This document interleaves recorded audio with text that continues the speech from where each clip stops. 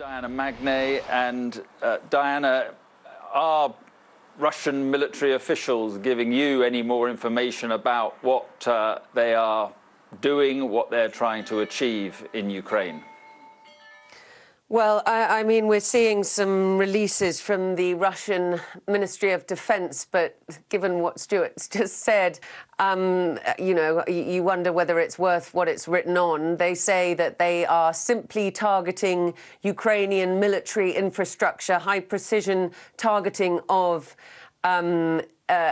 military air bases, aviation defence systems, that no civilian infrastructure is being targeted. And in the last few minutes, they've said air defence of the Ukrainian armed forces has been suppressed, as though the operation is done. They've denied that a Russian combat plane has been shut down. And then they also say that the personnel of Ukraine's border service are putting up no resistance to Russian forces, which sounds a little as though Russian forces are therefore pouring over the border.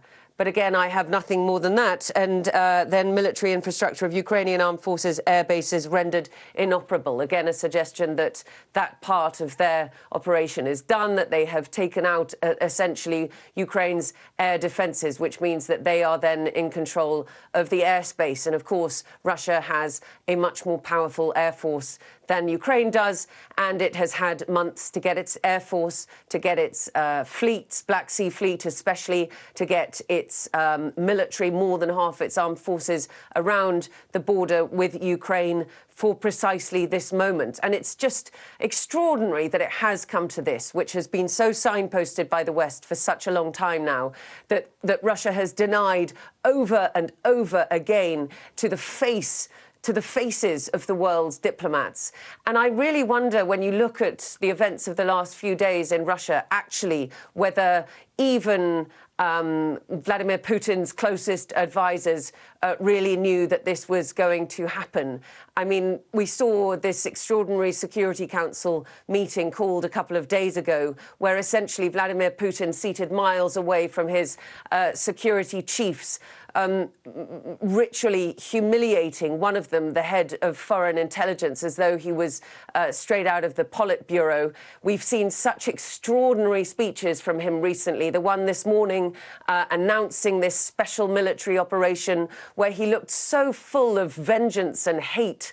The one a few days ago where he ranted about Ukraine for more than 40 minutes, essentially declaring it a failed state, a colony controlled by puppets of the West, essentially saying that it did have no right to sovereignty.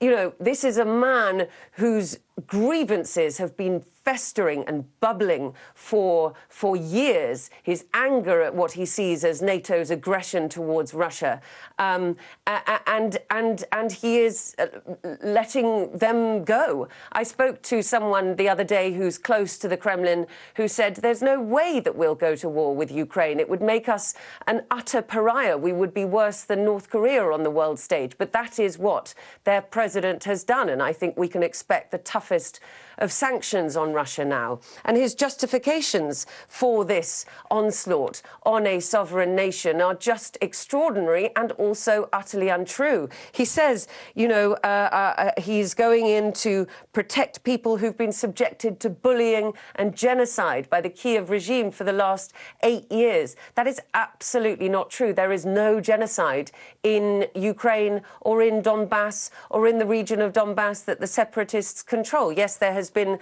an 8-year-long conflict with terrible atrocities on either side, but there is no genocide.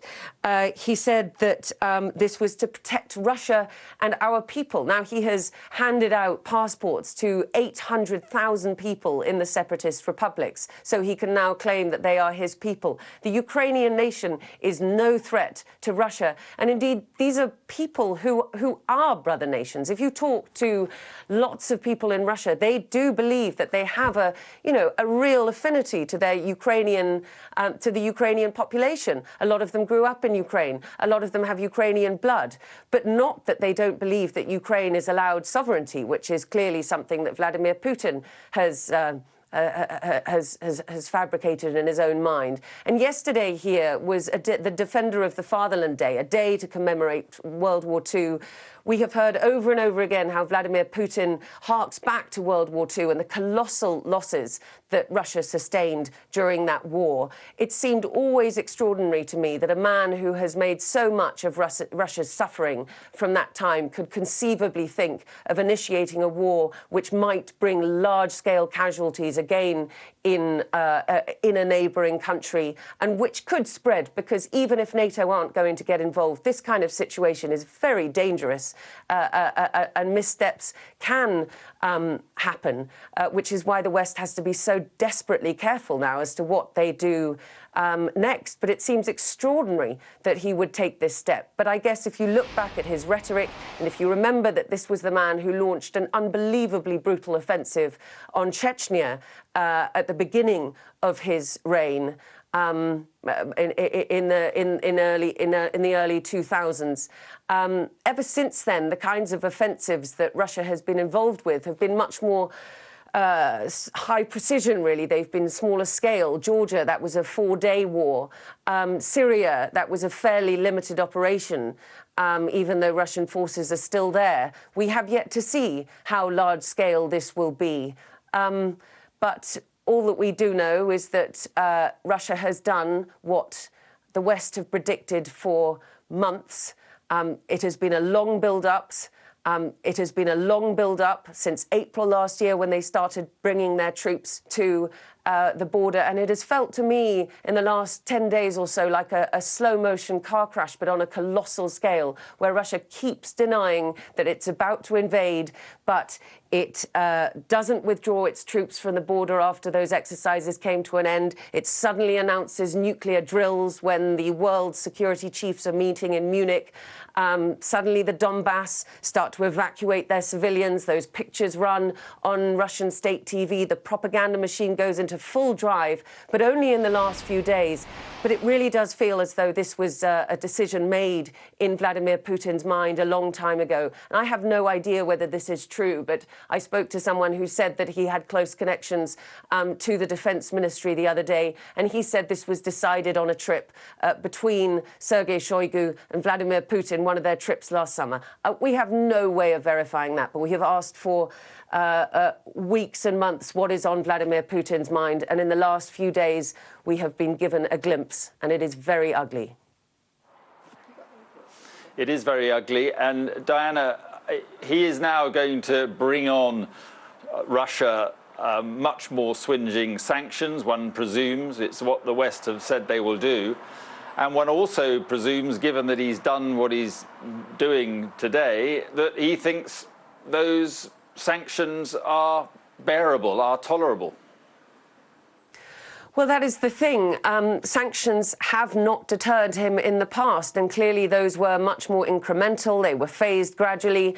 And the trouble is that Russia's economy has essentially sanction-proofed itself, not for the scale that we may see now, but he knew that Nord Stream 2, the gas pipeline from Russia to Germany, would be at risk if he made this decision. And Olaf Scholz on Monday definitively stopped any certification of that process, and he is still going ahead. He knows that he may be cut off from dollar transactions, from pound transactions, but Russia has effectively tried to de-dollarize its economy over the last few years. It has huge reserves of gold and foreign currency.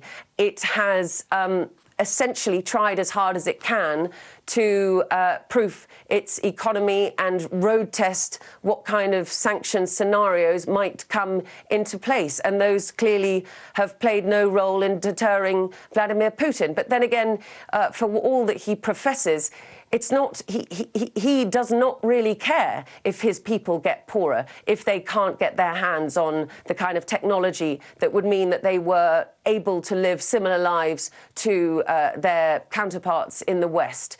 If export controls, for example, are placed, if their banks that most Russians have all of their money in are sanctioned, things are going to get a lot more difficult here. And I wonder whether that will bolster a nationalist spirit here. I'm sure it will. State propaganda is pretty deft, and it can try and rally the cause. But it's not hitting a large group of people in this country. It's not hitting the youth anymore, particularly. And even though Vladimir Putin doesn't seem to care about that, it's not as though this is a democracy. It's not as though the people can vote him out. We'll have to see how this operation goes down, because it's not Crimea. It's bigger than Crimea. Crimea was bloodless. It had a special emotional place in the Russian people's heart. Donbass was a separate conflict that they didn't really get behind, but Russia wasn't actively involved in that. It was fought by proxies with Russian military support. But this is clearly the Russian army taking on Ukraine, which is a weaker nation militarily, but a sovereign nation. And I think most Russians understand that. And I'm not sure that the Russian people are going to see that this is for their own protection, targeting large cities in Ukraine, which are nowhere near the line of contact. And it's an extraordinary decision that Vladimir Putin has made. But I think over the last few weeks we've seen, or since COVID really, he's been incredibly isolated.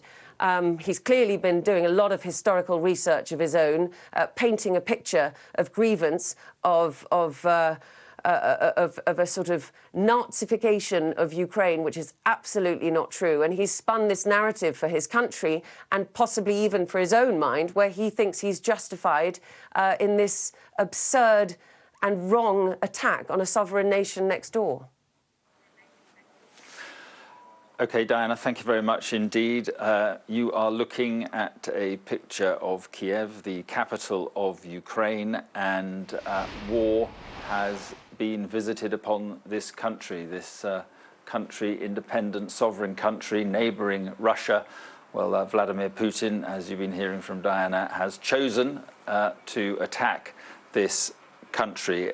Details are pretty scarce of what exactly is going on. What we do know is that a fairly major military operation is underway, and the West is reacting and basically condemning the military action taken by Putin, calling it a war of his choosing. Details and information always difficult, a bit like trying to find out. There's so many claims, counterclaims going on. Our security and defence editor, Deborah Haynes, is with me, and we're hearing again claims of some sort of military action going on in western Ukraine, in a city about 350 miles west of here. Yeah, the western city of Lviv, and again, we don't know exactly what has or hasn't happened. It's in that confused stage of a war. But that is the city where, for example, the British ambassador evacuated to, because it was decided that it was too dangerous to stay in Kyiv because of the warnings that the UK and others had that an attack was imminent.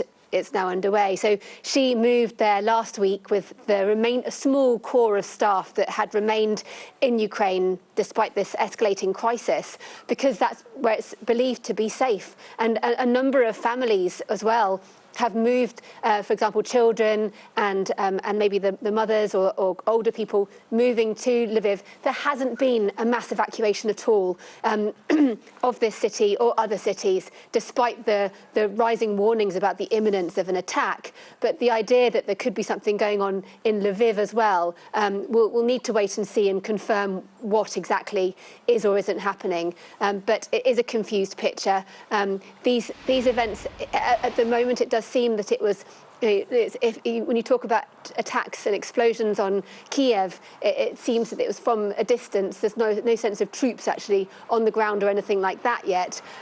But martial law now imposed on this country. The president has urged people to stay at home.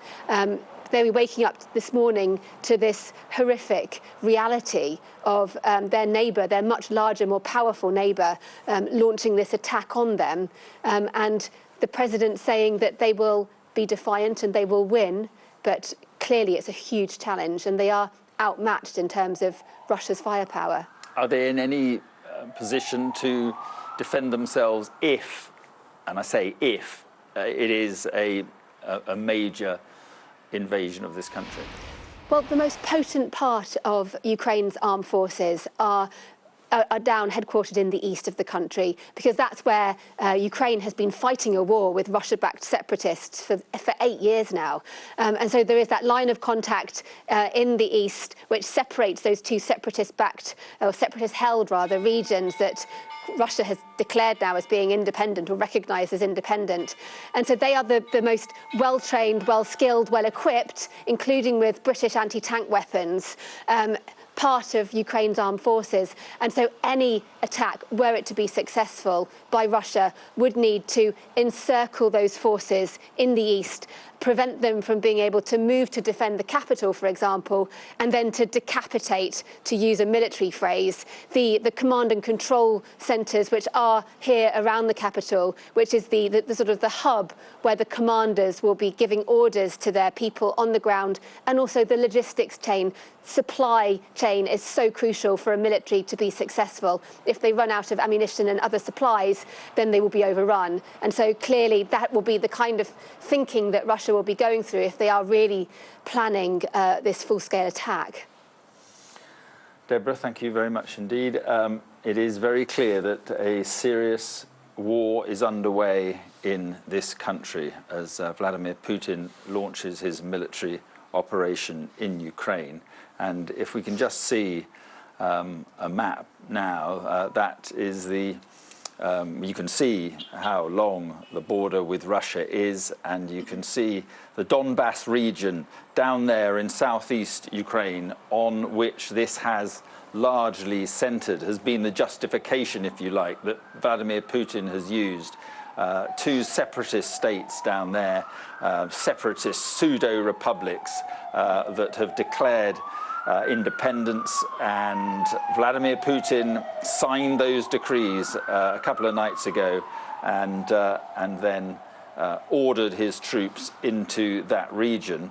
Well, they didn't noticeably go in for 24 hours or so, but it now appears that a much bigger operation is underway. He had the choice of he had the choice to do nothing, but he's chosen to do something, and it is much bigger than many feared, or it appears to be much bigger than many feared. Let's go east. You can see Kyiv there. Let's go east of there, much closer to the Russian border, 25, 30 miles from the Russian border.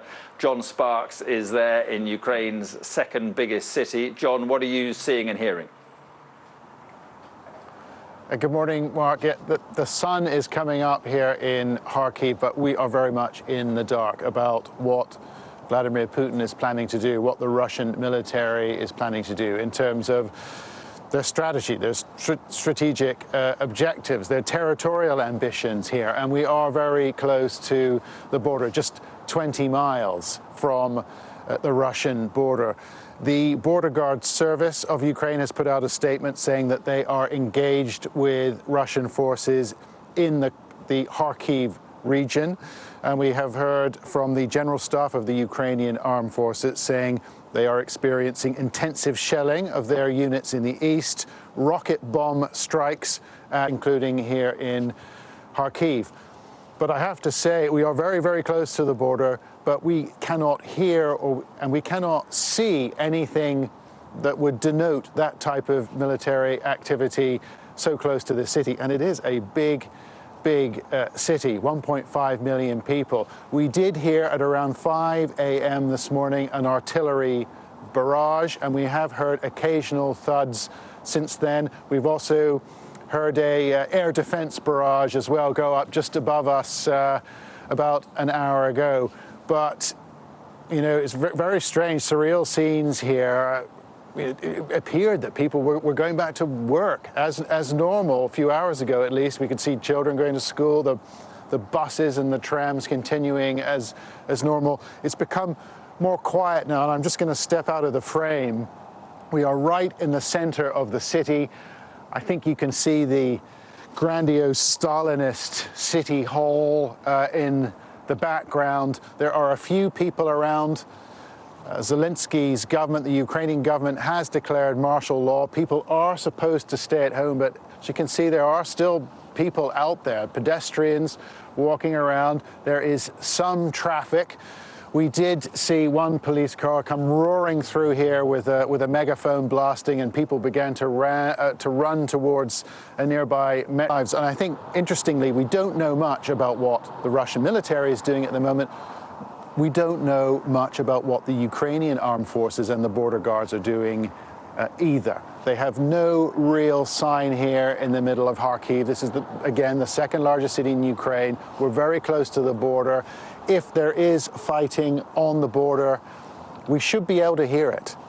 We should be able to see some signs of that. It's just over to the north over here. It's not very far away. We haven't been able to see or hear anything. And I can tell you that the electricity is still on, the water is still flowing, the internet is still connected. So surreal scenes, really. Normality, really, despite the fact that we know that this major offensive has begun. Very, very curious situation here in Kharkiv.